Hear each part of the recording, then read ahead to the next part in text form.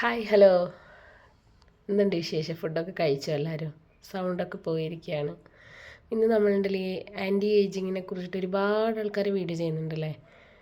അതായത് അത് അങ്ങനെ ചെയ്ത് കഴിഞ്ഞാൽ ഇങ്ങനെ ചെയ്ത് കഴിഞ്ഞാലൊക്കെ നമുക്ക് കുറച്ച് പ്രായം കുറക്കാമെന്നൊക്കെ പറഞ്ഞിട്ട്.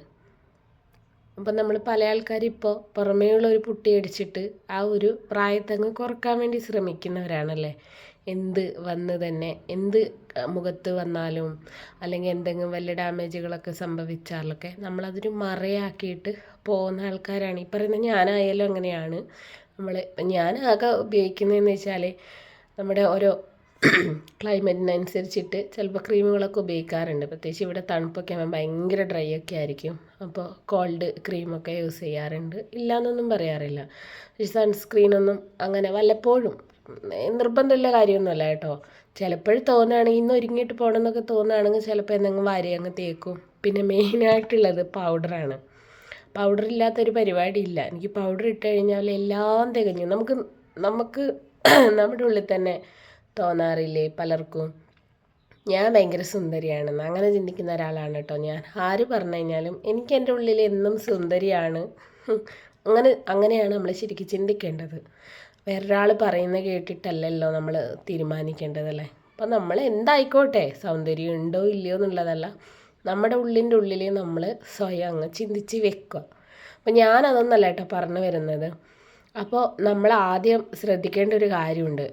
നമുക്ക് മുഖത്തൊക്കെ കുറച്ച് എന്തെങ്കിലും മാറ്റങ്ങളൊക്കെ വരുമ്പോൾ നമ്മൾ ചിന്തിക്കുന്ന ഒരു കാര്യമാണ്, എന്തോ വലിയ എന്താ പറയുക പ്രായം കൂടി വരുന്നതാണ്, അപ്പോൾ ആ ക്രീം ഉപയോഗിക്കുക ഈ ക്രീം ഉപയോഗിക്കാമെന്ന്. അപ്പം നമ്മൾ ആദ്യം ചെയ്യേണ്ടതെന്ന് വെച്ചാൽ ഒരു 30 വയസ്സൊക്കെ കഴിഞ്ഞ് കഴിഞ്ഞാൽ നമ്മൾ പ്രധാനമായിട്ട് ആദ്യം ഡോക്ടറെ പോയിട്ട് കാണുക. അതേ ഉള്ളൂ കേട്ടോ. ഡോക്ടറെ പോയിട്ട് കണ്ടു കഴിഞ്ഞാലാണ് നമുക്ക് മനസ്സിലാക്കാൻ പറ്റുന്നത് എന്താ പ്രശ്നം എന്നുള്ളത്. ഏജിൻ്റെയും കാര്യത്തിൻ്റെയും ഒന്നല്ല, നമ്മുടെ അതായത് പെണ്ണുങ്ങൾക്ക് എസ്പെഷ്യലി യൂട്രസിൻ്റെ ഒക്കെ പ്രശ്നമുള്ള ആൾക്കാർക്കാണ് ഈ ഫേസിൽ പലതരം കുരുക്കളും.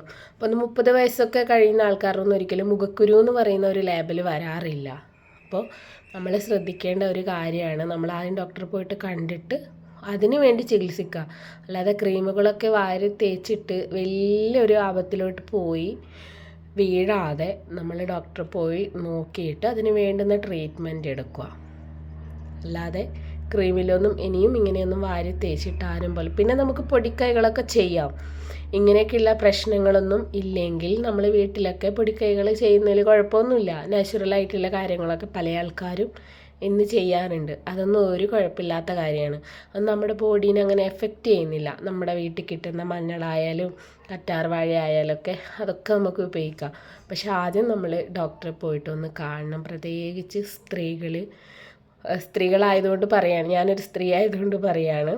അപ്പം എനിക്ക് അനുഭവത്തിലുള്ളൊരു കാര്യമാണ് കേട്ടോ.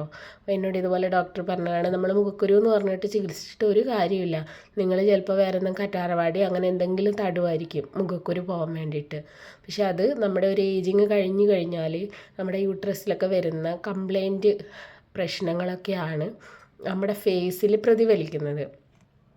അപ്പോൾ ഇനിയെങ്കിലും ആരും ഇതുപോലെയൊക്കെയുള്ള വാഗ്ദാനങ്ങളിലൊന്നും വീഴാതിരിക്കുക. നമ്മൾ പോയിട്ട് ഡോക്ടറെ കണ്ടിട്ട് ശരിയായിട്ടുള്ള ചികിത്സ നേടുക. അപ്പോൾ ഓക്കെ, ബൈ.